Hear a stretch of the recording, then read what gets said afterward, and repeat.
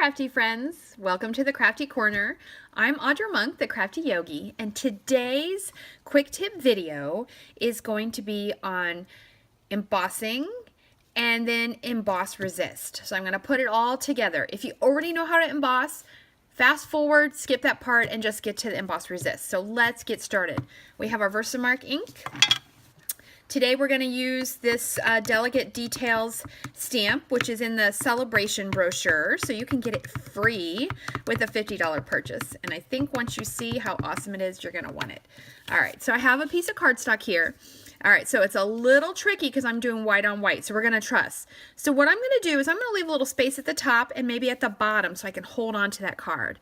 I am going to stamp my lace on there once. You know, depending on design, you might only need to stamp something once. The design for this card today, I need to stamp it twice. So I'm going to ink it up again. Okay, I can barely see it there, but that's okay. And I'm going to stamp it again. Give it a little push.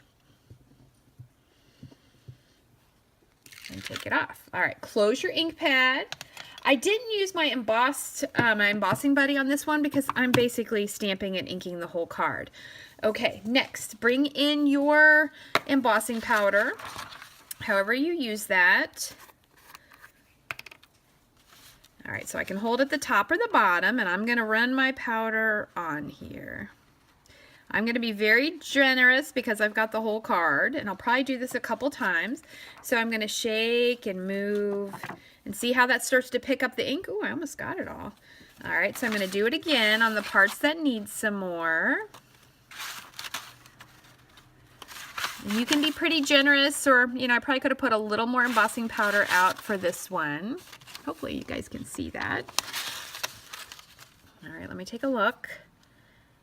All right, it looks pretty good. I got a thumbprint there, so I'm going to flick first, see if that gets rid of it. Oops, it did, but it shows me that I need a little more powder in that corner. Okay, same thing. I'm going to flick from the back because there's so much on there. Let's take a look. See an embossed card? I do. And I still see that that corner needs a little more. Okay, let me give it another flick. And then you would put your powder away. To keep this short, I'm just going to move it out of the way. All right, put it down. I'm going to hold on to it with my paintbrush. Turn on my heat tool. Pick a corner. This one that looks like it doesn't get all the way in the corner, but it'll be okay. I'm going to hold it there nice and steady. Yeah. And then I'm going to start to move it along as my powder melts. All right, this will take a second, so I'm perfectly fine if you fast forward through this. But for those that want to see how long it takes and how to do it, I'm going to keep it whole and not fast forward or edit it. All right, so we're going to emboss. And I'm just doing each line separately-ish. You know, some of the ones that are close together obviously heat up at the same time.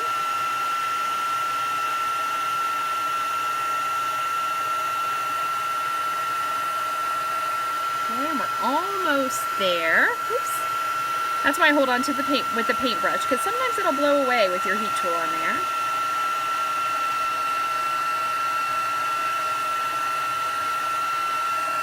All right, double check if there's any place I feel like I missed. All right, I think I got it pretty good. All right, let me show it to you before we start to ink it up.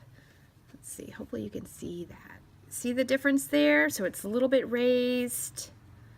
Okay, all right, I'm gonna shake it out, let it cool down a moment.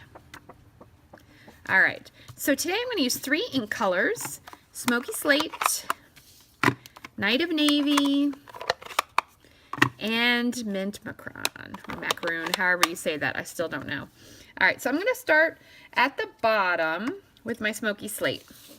So I'm using daubers. You could use sponges, that would work too. I'm just gonna ink it up a little bit. Now there's one thing to watch, and I'll show you this.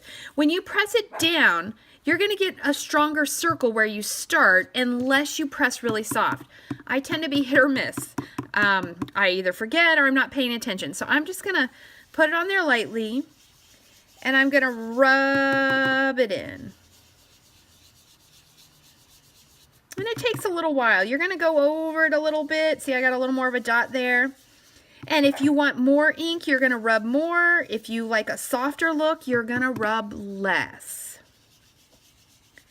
So I want to do about 1/3 of the card.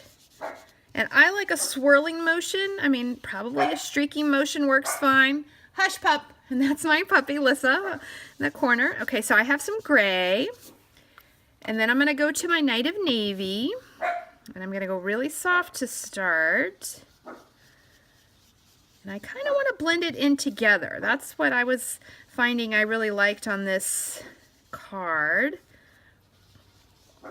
But see how where I put it down, I get a darker spot. So, you know, it's kind of up to me. Do I want to go back and put more? Do I want to do less? Oh, it's so pretty. All right. Now let's get a little mint in there. Dab it on there. Okay, I'm going to start by my blue. I'm just going to rub it all in. So on this case, I'm making almost basically a whole card front. You could do just a little tiny piece. This looks really pretty on flowers or butterflies. There's all sorts of techniques. You could find billions of them, but in case you didn't know and you're visiting me, this is how I do it. Oh, look at that fingerprint, but that's all right. No one will ever know, I don't think. And there we go.